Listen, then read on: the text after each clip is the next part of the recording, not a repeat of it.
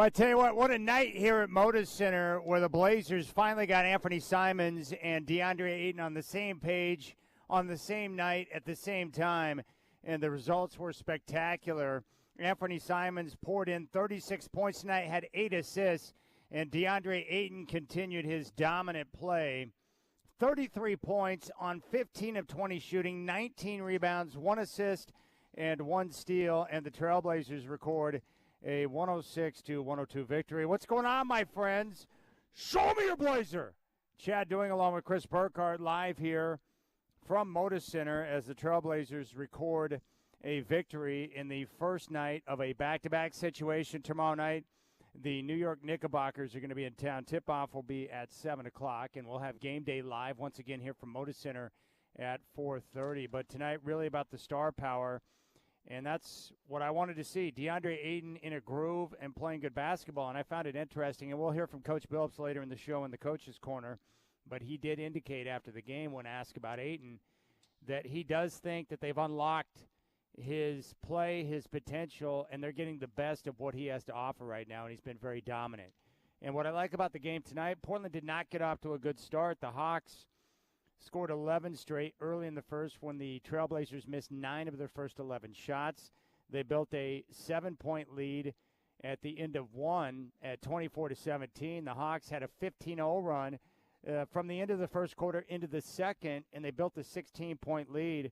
But the Trailblazers able to whittle away thanks to Ant and to Ayton, and they cut that deficit to 5 at halftime. And then they used a powerful run through the first 8 minutes of the third quarter, a 24-10 push where they took control of the game, and they were able to hold on and get the victory tonight. But you had the star power of Ant and Ayton, but then you had multiple guys step up to make key plays throughout the night, including Matisse Thybulle. His defense was critical. He played 32 minutes tonight. Great effort and hustle from Toumani Camara, which resulted in a key rebound off a free throw miss from DeAndre Ayton late in the game to help seal the victory. And the Blazers' good team defense tonight. They get the win 106-102. I'm joined by my partner in crime, Chris Burkhardt, who is with me here at Moda Center. And, man, I tell you what, DeAndre Ayton looks good right now. Love seeing him play dominant basketball. He looks incredible. I told you in the pregame show, I'm like, hey, he's playing so well lately, Chad. He's guaranteed a 20 and 10. Well, the night he gave you, 32 and 19, I think it was, without looking at the box score. Like, I wanted him to get that last rebound, give me a solid 30-20 game. But, man, he was unstoppable. Yeah, he was gobbling up rebounds. And what I like about his game tonight, very efficient, 15 of 20, but he was hitting from all angles. Around the rim, the face-up jumper, the mid-ranger, and the followaways, too. Like, he was just in a groove, and you could tell he was comfortable. And he and Ant were on the same page. His teammates did a great job of finding him. But the Trailblazers tonight, after a slow start and really kind of an uneven first half, they're able to really get down to business there in that third quarter and pick up the entire intensity. The only downside to tonight, Scoot Henderson got in early foul trouble, played just 17 minutes, and struggled tonight with just 2 points on 1 of 8 shooting. He was 0 of 4 from downtown. He looked out of sorts out there tonight, and Chauncey Billups, after the game, said, hey, one, it was the foul trouble. It's hard for anyone to play well when you have the early foul issues, but also on top of that, when he was in the game and the minutes he had, it was one of those situations where no one was playing well. So he was a victim of his own poor play and also the guys around him. So Scoot Henderson unable to get off tonight. I would expect him to get the start tomorrow against New York. He was off the bench tonight because with a back-to-back, he's got the minutes restriction with that adductor strain.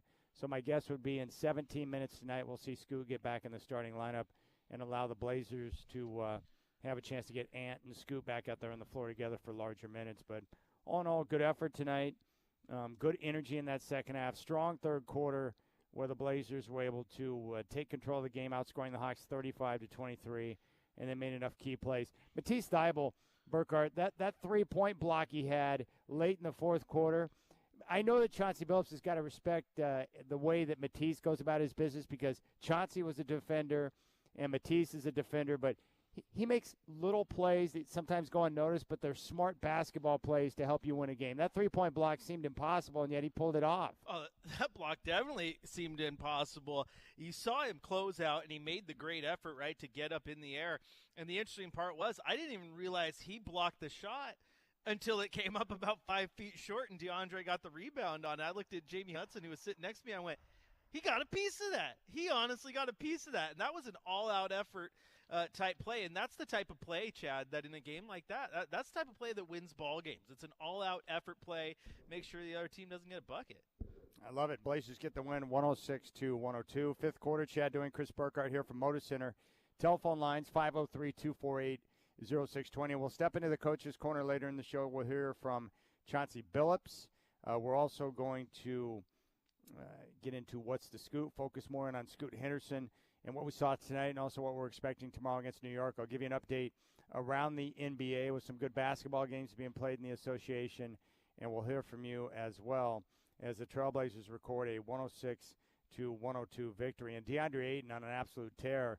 He is stringing them together now. He's had 15 to 16 straight games of big-time production, very efficient play. Good play in the paint, great rebounding. The Blazers tonight plus 11 in rebounding at 49-38. They really had that hustle there in the second half. They got fast break points edge plus 7, 21-14.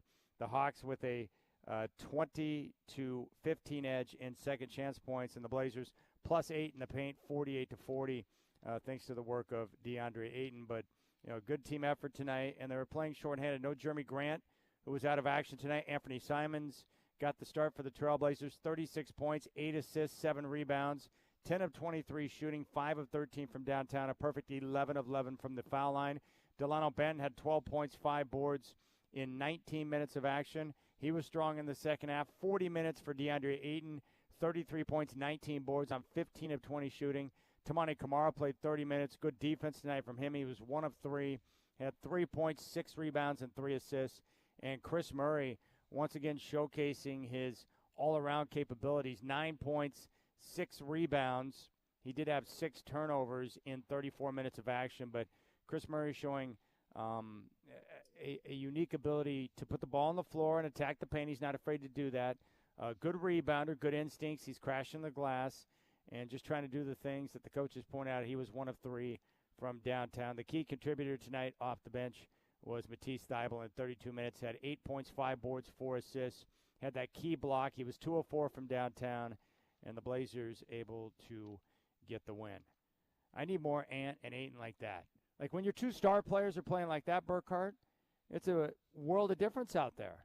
That's big-time production. It absolutely is. It's interesting because, like you said, I feel like it's not very many nights that they're on it together. You've had nights over the last few weeks where DA has it going, but Ant can't get the shot going, and vice versa. But tonight they're both going, and it just opened up a lot offensively, and it makes you think, Chad, when you watch those 2 play, like how good can this team be if it's fully healthy and they make the right moves and put pieces around these guys. So, yeah, the wins and the losses at this point, like I said, I don't think they matter that much. I don't think you're gonna fall or climb too much in the lottery standings. But a game like tonight, man, these are huge to me when it comes to building something moving forward and building a brand of play. I agree. We'll come back on fifth quarter. When we do, we'll give you the shot of the night, and then we'll give you an update around the NBA. Trailblazers get a victory over the Hawks tonight, 106-102. Chris Burkhardt, Chad Doing with you here from Motor Center. It's the fifth quarter on your home of the Blazers, 620 Rip City Radio.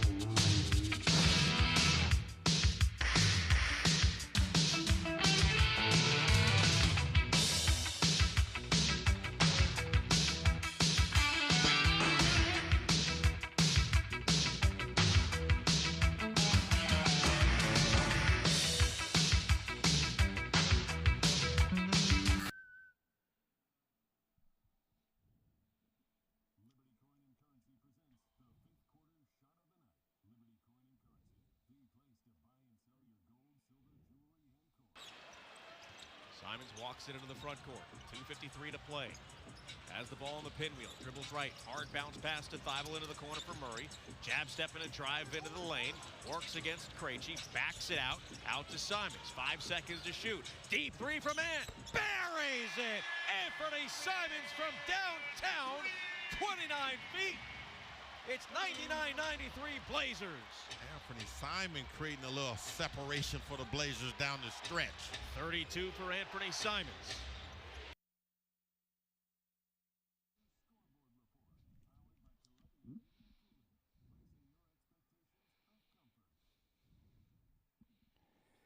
All right, checking the NBA scoreboard. There is one game still in action right now in Sacramento. The Lakers trailing the Kings 118-105. That game's on ESPN. Austin Reeves with 28 points and Sabonis 17 points, 19 boards, 10 assists. Finals from earlier tonight in Detroit. The Pistons over the Raptors 113-104. Huge night for Jalen Duren, 24 points and 23 rebounds. In Orlando, the Magic topped the Nets 114-106. Paolo Banchero with 21 points and 9 assists. In Indiana, the Bulls topped the Pacers in overtime 132-129. DeMar DeRozan, 46 points, 9 boards. The Nuggets topped the Heat in Miami 100-88. Michael Porter Jr., 25 points and 7 rebounds. In Memphis, the Hornets topped the Grizzlies 110-98. Miles Bridges, 27 points, 6 boards, and 6 assists. In New Orleans, the Cavs over the Pelicans 116-95. Darius Garland with 27 points, 6 boards, and 11 assists. Mavericks 109, Warriors 99 down in Dallas. Kyrie Irving had 23 points and 10 assists. And, of course, your Portland Trailblazers defeat the Atlanta Hawks 106-102. DeAndre Ayton with 33 points and 19 rebounds on 15 of 20 shooting. And Anthony Simons, a team-high 36 points and 8 assists. And there you have it, your NBA scoreboard here on the fifth quarter. Chris Burkhardt is with me. I'll tell you what, wins a lot more enjoyable to witness and to talk about than the constant losses. But tonight's win moves the Trailblazers record to 19-46. And I know for the fans out there who are looking for better lottery odds, not a big fan of the win, but I do think the players are still battling and playing hard for, the coach. And so I agree with what Michael Holden's been talking about all year, is that you need the occasional reward that matches the effort. So it's nice to go out there and grind and get a win occasionally. You know, that's a good way of putting it, honestly, because you need these feel-good nights for a team like this, because you don't want to just grind, and then have nothing to show for it. So, yeah, I think that's a good way of putting it. And like you said, it doesn't hurt them that much in the lottery standings right now, sitting at fifth. I mean, the win, still they're, 2.5 back from Charlotte, 3 games ahead of Memphis. So win-loss, they're not going to go too far by picking up a win here and there in the long run. It's not like Charlotte's going to rattle off 5 in a row or something, and Memphis is right where they are. So they're kind of, I don't like using the term locked, but they're not going to move too much further out of that 5 spot. No, what I like about the top 5, at 5 where Portland sits right now, you've got a 10.5% chance at the number 1 overall pick, and you've got a 42.1% chance to jump up into the top 4. Yeah, not bad at all. Now, if this were last year and Wemby was available, then I would be begging for them to drop games. Right? No joke. But it's not like that. This is a weaker NBA draft. And I was talking with, I think it was Travis Demers earlier tonight. It's weird depending on which mock you look at. The mocks are not consistent in this draft because no one really knows who the best player is. Oh, it changes day to day right now. I think Sarr still might be the best one, but there's other guys in there in the conversation as well. So it's an interesting draft. It's definitely not like last year where the top 3 were pretty much locked. Yeah, how it works is with this new lottery system, the top 3 teams, and right now it's Washington, Detroit, and San Antonio, they each have the same percent chance of jumping up to number 1, 14%. The 4th team, which is Charlotte, 12.5%, and the Blazers sitting there in 5th with a 10.5% chance to jump up. The top three teams have a 52.1% chance to jump into the top four. Charlotte in fourth has a 48.1% chance. Portland, a 42.1% chance. So still a good position for Portland in regards to their pick and the upcoming NBA draft lottery. But like I said, it's nice to see the guys go out there and grind and get the occasional reward to match that effort. Absolutely. I don't know if you saw the stat. Did you see the Ayton stat they showed on the board at the end of the game? First Blazer for over a 3-game stretch to have more than 80 points and 50 rebounds since Bill Walton. Are you effing kidding me? That is the number they put up on the board on the big screen. He is, I think I just did the quick math. It's 85 rebounds or 85 points and 53 rebounds. The last time that happened in a 3-game stretch was Bill Walton. I'm highly aroused just knowing that. Let's see here. Let's take a look at DeAndre Ayton's game log. I know he's been playing like he's a freaking beast is what he is. He's been balling out of his backside. All right, here's what he's got over the last 3 games. So Toronto, 30 points, 19 rebounds in 40 minutes. Against Boston, 22 points, 15 boards in 33 minutes. And against Atlanta tonight, 33 points, 19 rebounds. That's good. Connecting on 56%, 57%, and 75% of his shots. Good gracious, dog! 38, 53 boards, and how many points is that? 33, 55, 85. That's what I said, 85 and 53. So first time that's happened over a 3-game stretch, 80-plus and 50-plus, since Bill Walton. And that's impressive territory right there. I mean, this stretch he's had now for quite some time, extending out over 15 to 16 games, just monster efforts from this guy. You look at the numbers, it's like, we mentioned the 3 games. I see a 26 and 19, 22 and 10, 22 and 16, 18 and 17, 27 and 9, and the list goes on. Yeah, he is balling out of his ass right now. Love to see it. I love it, man. No, you absolutely do. It's what the Blazers need, and in this time where you're really going to start to figure out, who's the future of this franchise and who's going to be here long term. It's games like this that make you go, yeah, I think I can deal with DeAndre. Yeah, he's good. He's solid. I really like the way Ant battled tonight too. Like he really battled and was aggressive tonight, looking to attack the paint, which he did. He was able to get to the free throw line late when they needed him to. I didn't like that possession before the 3-point block from Thibault where they ran the clock down to 4 seconds and Ant put up a bad shot. It's like you got to be better than that. Yeah, that was a bit of a weird one. But yeah, you want to be a little bit better than that, that's for sure. But then I think you got to give them props for rebounding from that, making the right plays in the long run. Again, there was a couple of head scratchers tonight. Scoot just felt off. Just didn't seem himself, right? And again, I think it goes back to what we said pregame, and I kind of think, Chauncey hinted at it postgame. It's just like Scoot just needs to go be Scoot. Don't try. What I didn't like from him tonight is it looked like he was trying to analyze just way too much, right? And then get into the game rather than just kind of letting the game come to him. And Chris Murray kind of did the same thing tonight where he's like he was slow and hesitant rather than just playing within his flow. And when you get that and you get out of that yips, if you will, that's when you start getting your good basketball play. When did Chris Murray develop this lumbering straight down the lane, plowing over people to get to the rack game? I like it. Just to make them take those charges. Make them know you're there. Let them know you're a man of steel. Oh, by the way, one thing I did notice throughout the game tonight, Curtis Blair, who wears number 74, official Curtis Blair, the ref out there, that guy's yoked. He's right up there with Ed Hockley and the other prominent officials throughout the course of sports. But I saw that guy, and I respected because I'm like, he is not fat. He's not a slob. He takes his fitness seriously. And that guy, like, that's who you want at your side if things are about to get messy and you need someone to crack 5, that guy can do it. He's a badass. That's the guy you want to say. I think Chad's over here giving me hints. It's basically saying, hey, Burkhardt, hit the gym. Start doing those. No, the first thing for you is get your back right.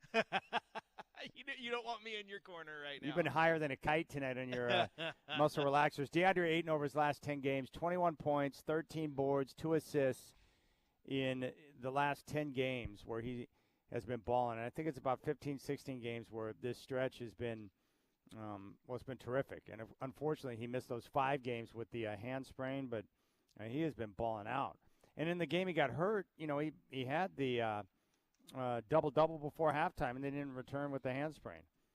That's right. 503-248-0620 is the telephone number. Let's go out to East Amity. Now, wait a second. You covered a championship game with Amity? Their Amity was playing in the game I was watching down there at Marshfield. And I asked you, I said, is that East Amity High or is it just Amity? And you said it's just Amity. I think it's just Amity, but I still was wondering if Ralph was around. All right, let's go out to East Amity right now and talk to Ralph, the landscaper. Ralphie, what's cracking? Well, I just thought I'd check in to see how you kiddies are doing here. I go on, listen to the radio, and I'm going to say this, Chan, and you can disagree if you want, but Travis just keeps getting better and better at that job. I hear him, and I think he's just kind of settling in. He's like a nicely broken in. He's not quite there completely, but he's getting more like a broken in pair of jeans. They just feel so good and just are comfortable, and they're strong where they need to be strong, and they're comfy where they need to be comfy, and all that. He's kind of getting in that range. Would you think that sounds right? I think Travis is awesome, and what's really cool is when you have a chance to sit next to him during a game and watch him, working his craft and listen to him, it's like, okay, he's good, man. He is. He's getting better, and the cool thing is he's only been doing it for a few years. Imagine what he's going to sound like, 5-10 years from now when he's got multiple seasons under his belt, Ralphie. He's going to be balling. Yeah, exactly. I've been saying that for a couple of years, that he's very good for a guy that just kind of hey, let me go in and, I've called some high school basketball or, a girls AAU or, the prison league. He probably did some prison league games in the women's prison. I'm guessing he's probably done a whole lot of those, and then he probably did some other ones that were, maybe illegal games that were played on a schoolyard, but we won't talk about those for gambling money. I think he's covered some of those, but just walking into the pros and doing a good job like that is pretty dang impressive, and he just seems to be getting better and better. And people say, well, Ralph, you don't know what you're talking about. Well, you got to forget, idiots, that I travel around a lot. And when I travel around, if there's a NBA team, I turn on the radio and listen to the game. And go travel around, and you're going to hear a bunch of old crusty old dried up pieces of toast who are trying to sound like they're hip and cool, doing some kind of broadcast. But Travis is he's mature, and he sounds like he's got his head screwed on straight, and he's smart, and he's funny. You just got to pay attention, people. So anyway, enough on that. So how are you doing, Chan? Fabulous. I feel amazing right now, Ralph, to be honest with you, and I'm glad to hear your voice. I'm glad. I agree with what you had to say about Travis, but yeah, man, I'm feeling good.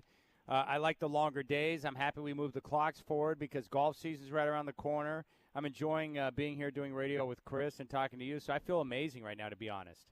Yeah, no, there's going to be like 4 or 5 good days coming up here, isn't there?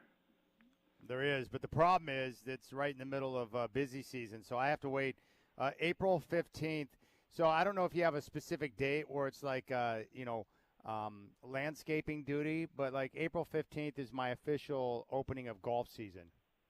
Oh, okay. So you kind of hunker in with the IRS. You take an IRS agent out there and try to get in his pockets, don't you? No, let me tell you what I do with the IRS agents, Ralphie. I don't talk to them. I avoid them. I just want to pretend they don't know who I am or what my name is because I don't want them going over any of my details with a fine-tooth comb. Yeah, well, that's have you ever been audited? Now, Ralphie, I would assume, based on what you've told me about you okay, I figured so with your wealth, yes. So here's the story, Chan. So I bought about 18 acres of I don't want to say too much about it where it is because everybody's, in this area is familiar with it. Is that your weed land up in Canada? No. That was just I just bought into a business, and we had a lab. We grew it for lab before it was actually. Nobody's going to make money, Chan, at these little pot shops on the corner. Okay, drive by them and you see one car out there, and it's an old beater with a bunch of primer on it, and you know it's the guy that works there only because he gets a discount on his bag, you know. But you know, I went into it more for the chemical side and the medicinal side, and it's you know, then I sold out, and you know, of course, I did very well. But no, I bought this property, and it was about 19 acres, and it was flat and very developable. You know, you can develop it, and since then they put in a big shopping center in there. Well, part of it is near a waterway, and I donated a big wide swath of it right down the middle to go back to the waterway so they could put a dock back there, and you know, people can launch their boats and everything. Okay, so it was a big deal. Well, one day I get this letter from our good friends the IRS, and they roll up, and you know, the appointment comes, and they roll up and they say, "Hey, Ralph, we're very concerned about this $150,000 donation that you gave to the city." And they looked at me like, "Ha ha, we've got you." And I said, "Oh, you want to see it?" And I threw 3 IRS agents. I found, you know, an older truck. It was a beater and it rode rough, and I threw 2 of those guys in the suits in the back seat in the little crew cab. You know, one guy was a big kid and the other one was a tall, lanky guy, so they were squirming, and it was hot, and I didn't turn the air conditioning on, and I drove. The other guy just sat up there in the front, the guy who looked like he was the youngest and lowest in stature.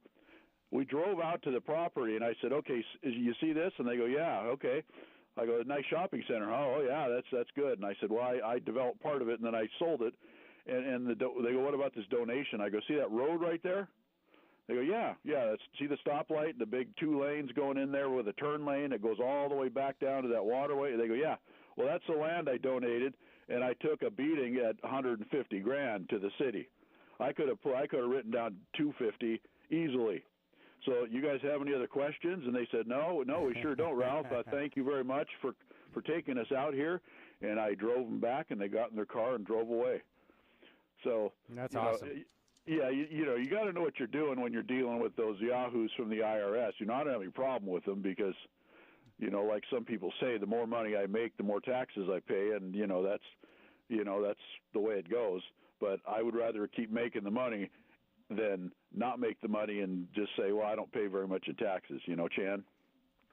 No, I got you, man. I feel you on that. Yeah. So I don't mind the IRS. You know, they're just doing their job, and you know, most of these guys that work there are just some punk out of college. You know, like Burkhart's age, except Burkhart would have to cut his hair and shave his beard and put on a suit, and I don't think he'd quite fit. And then they'd look back and they say, "Oh, your papa owns the original steer out there." Oh yeah, I've heard about these quote meat shops where they run a meat shop in the front and they do a lot of, you know what I'm saying. Business in the front, pleasure in the back. Well, it's more about, you know, kind of a loan sharking deal. So I'm not saying his pappy's in that, but it wouldn't, you know what I'm saying, Chan. It's worth speculating about. But, I don't think we're that much older. How old are you, Burkhart? We're about the same age, aren't we? 37. Ah, dang it! I'm a lot older. I'm more than a decade older than him. Sucks, Ralph. Yeah, well, you know, Burkhart, you know, he's in the right industry right now, especially. Oh, by the way, I just turned on YouTube, and he's got some Yahoo landscapers. You know, you can tell a bad crew when 2 of the guys are. Is that your there crew? doing nothing. No. No, that looks like your crew. Doing the mowing blow. No. 2 of the guys are standing there, and one guy's over there just staring at the ground. So 3 out of the 5 are doing nothing, Chan. Do you think that's my crew? I don't know. That's why I was asking. My guess would be no, because they'd be afraid you get mad at them. But I saw the picture. Yeah. I was wondering. Well, these guys look like they just rolled out of a railroad car that just happened to pass by. You know, and that's just one of those deals. But Burkhart's just trying to mess with me because he knows I'm going to ask him when he's going to put the cameras in. No, that's Michael Shacker. That's Michael Shacker messing with you right now. Oh, that's Michael Shacker. Okay. Now, is that the guy that answered the phone, Chan? I think it probably is, yes. You know, is he sitting there in stall number 2 in the Rose Garden bathroom there? Yeah, I don't know where he's at exactly. I think he's section 111. I don't think it's in the bathroom, but down at section 111. Well, it sounds like he's in the bathroom. You might want to go check on him, Chan. Do a wellness check. Well, I think he wears like a Burger King headset to answer the phones. Oh, okay. Well, that's Can't you hear the leaf problem. blowers inside a moto right now? Is this your crew working the night shift here? Well, you know, now you sound pretty good, but when you answered the phone there, Shacker, I was worried. I thought, okay, he's in the restroom and he's sick, and yet they're making him work. You know, I was concerned for you. So I hope you're okay. Shacker works through all conditions. You would like Shacker if he was on your crew because he works through all conditions, concussion, anything. Yeah, I was going to say, you think it's a joke, but if there's anyone who could answer a phone and get someone live on air from the bathroom, it'd be Shacker. Michael Shacker. He could do everything. Ralph Shacker could do everything. In fact, one day he's walking into work and he walks in and he's got this massive gash and bruise on his face. I'm like, what happened? He's like, oh, I slipped on the stairs and cracked my head. I'm like, well, what are you doing here at work? He's like, well, I didn't want to miss. And so I sent him home. He was concussed, but he was willing to come in and work regardless. Like there's something manly about that. Well, yeah, there is. You know, that's good. Hey, Shacker, I don't know if you can hear me, but have you ever worked when you've had the clap? I clap all the time. Okay. I clapped a lot this evening. Yeah, Is that what you're talking about? Well, not exactly, but I just thought I'd throw that little funny in there. You know, just because. And I know Burkhart's laughing right now. He's trying to just control himself. He enjoyed it. He enjoyed that. Yeah, he did. So anyway, Chan, I'm glad golf season's coming for you, and I'm looking forward to Burkhart putting the cameras in. But the season's, don't worry about it, Burkhart. The season's going to be over in a month, right? I know, but actually more like 2 months. But we got it's a month. It's like 4 weeks, 4.5 weeks.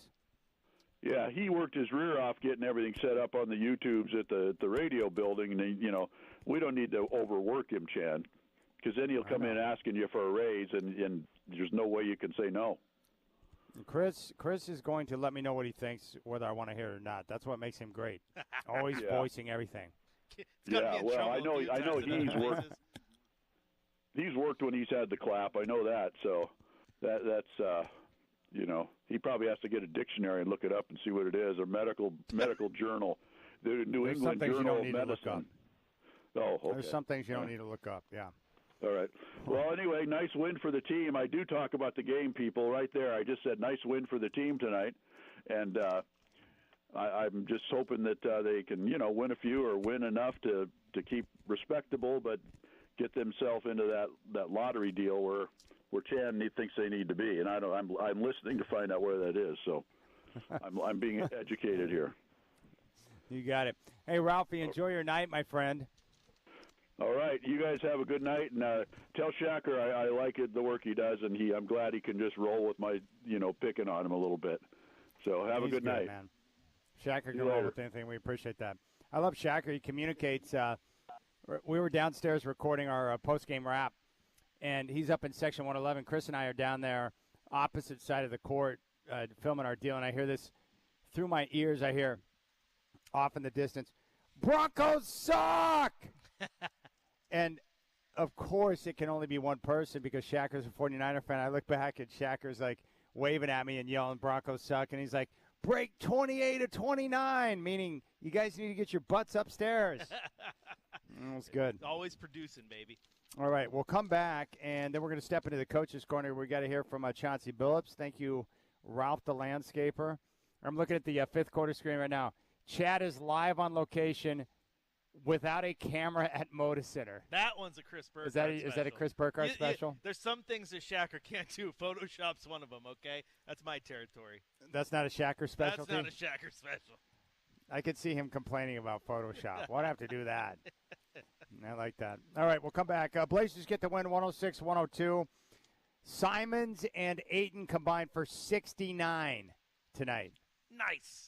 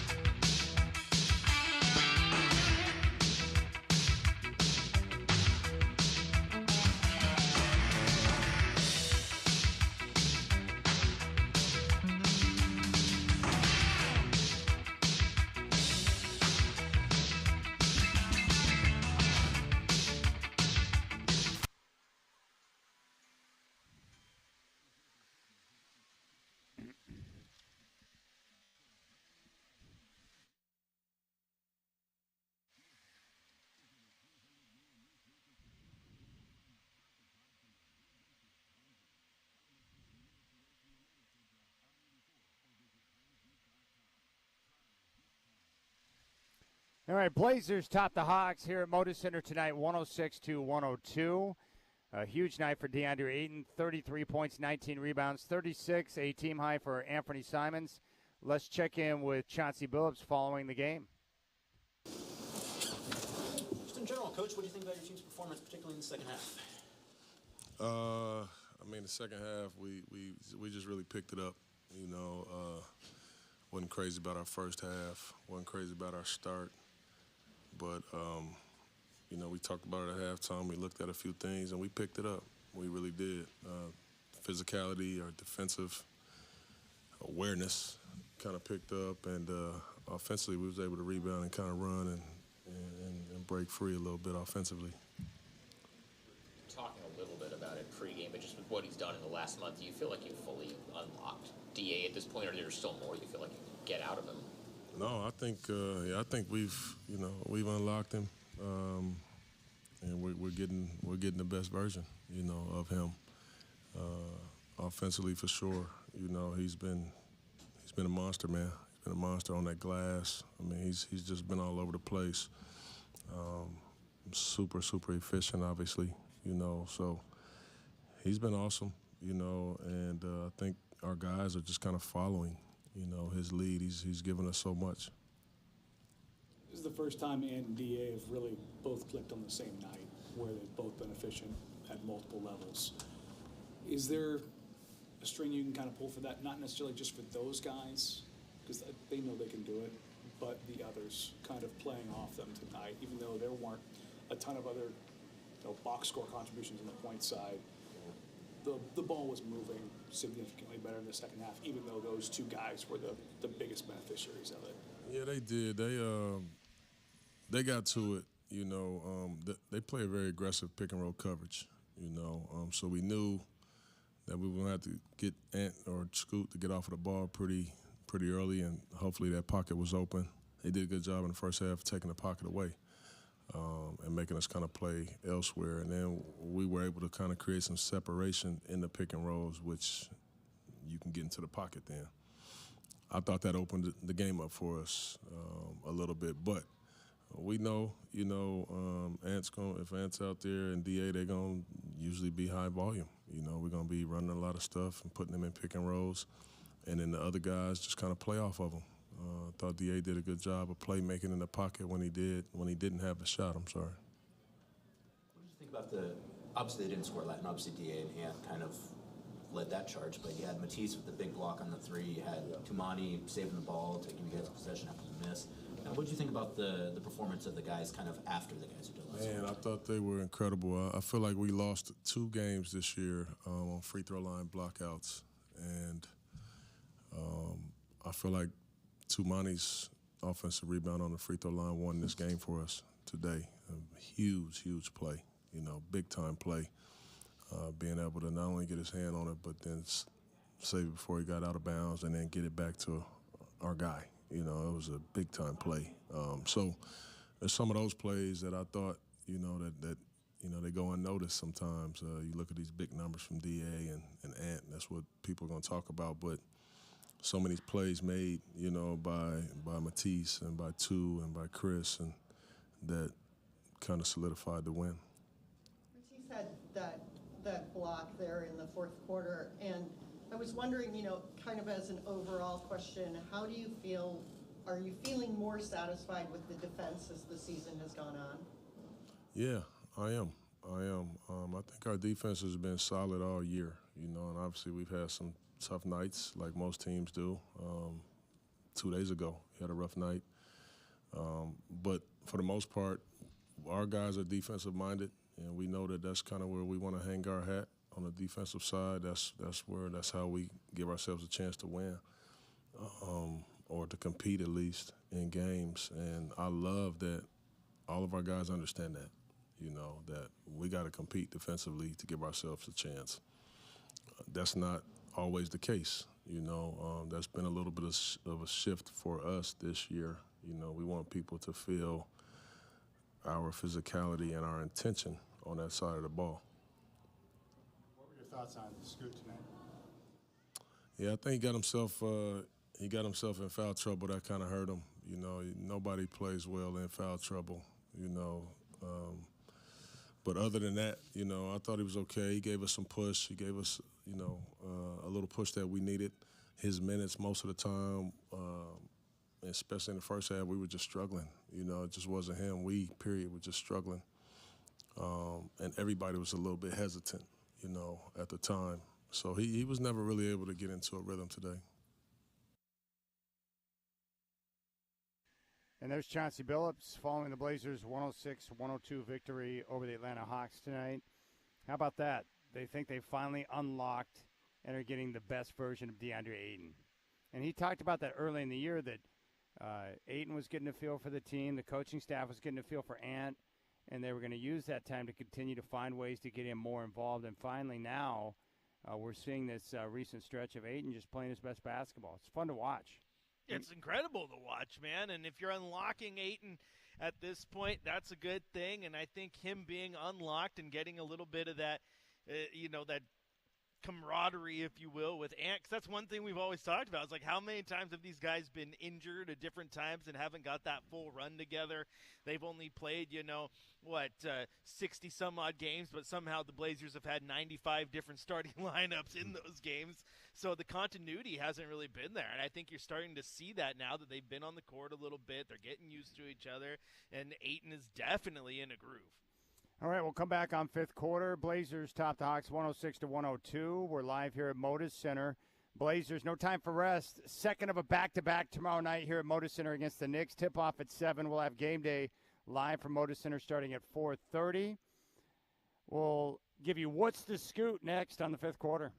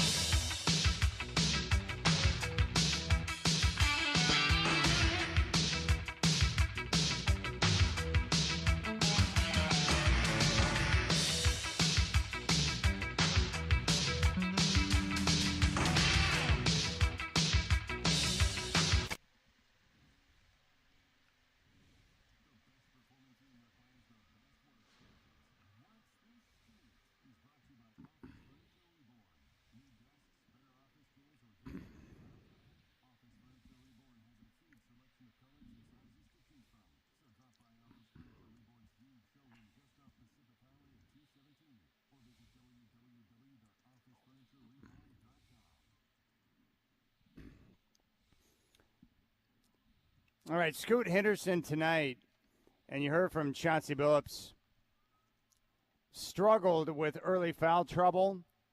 And as he pointed out, it's hard for players when they get in early foul trouble to get into a flow. And he struggled tonight, just 1 of 8 from the floor in 17 minutes, finished with 2 points and had 3 assists. He struggled tonight, and he came off the bench. He was on minutes restriction with the back-to-back situation they have tonight and tomorrow. So my guess would be that Scoot will go back into the starting lineup. I know people are concerned about Scoot Henderson, with his struggles, hoping to see more this year. But I think for him the most important thing is just continue to go out there and grind.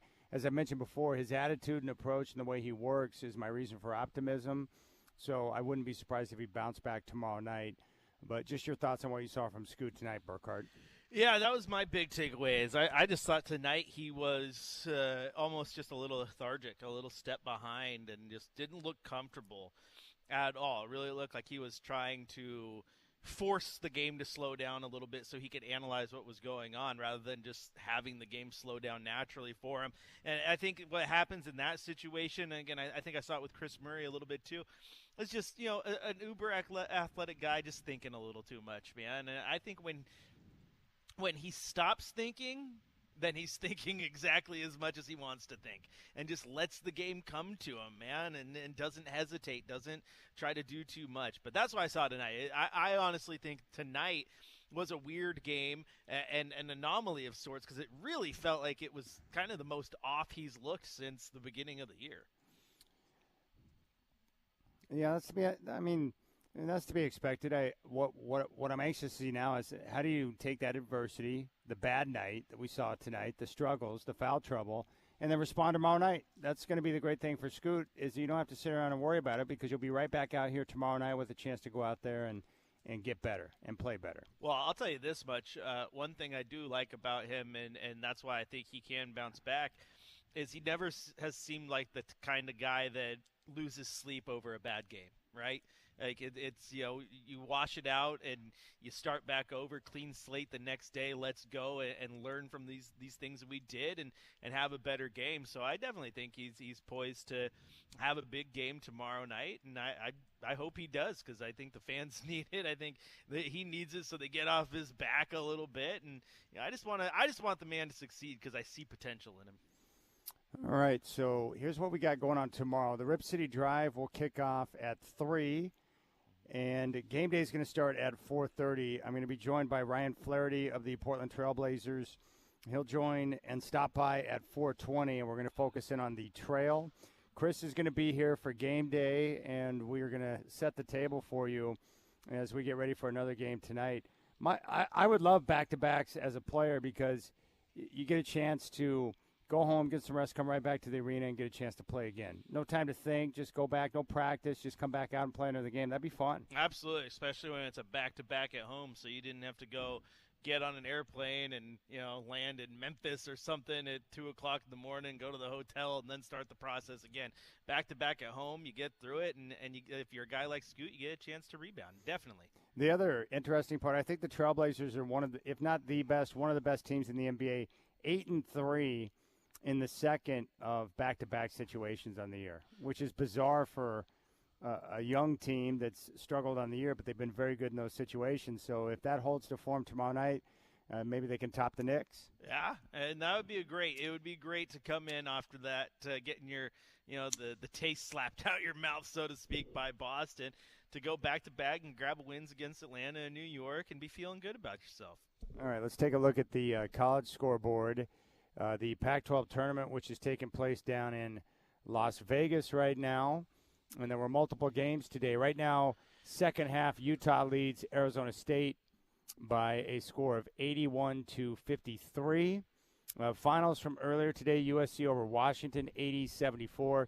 UCLA by 10 over Oregon State, 67-57. And in overtime, Stanford defeats Cal, 87-76. So there you go. Little college basketball. Tomorrow, the schedule is pretty well set.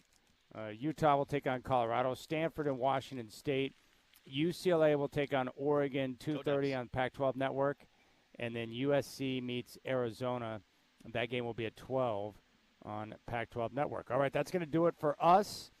Big thanks to Michael Shacker for handling all of the technical duties from Section 111. Thanks for coming by, Burkhardt. I'll see you again tomorrow, my friend. Let's do it. All right, your final score from Moda Center tonight. Your Portland Trailblazers defeat the Atlanta Hawks 106-102, 33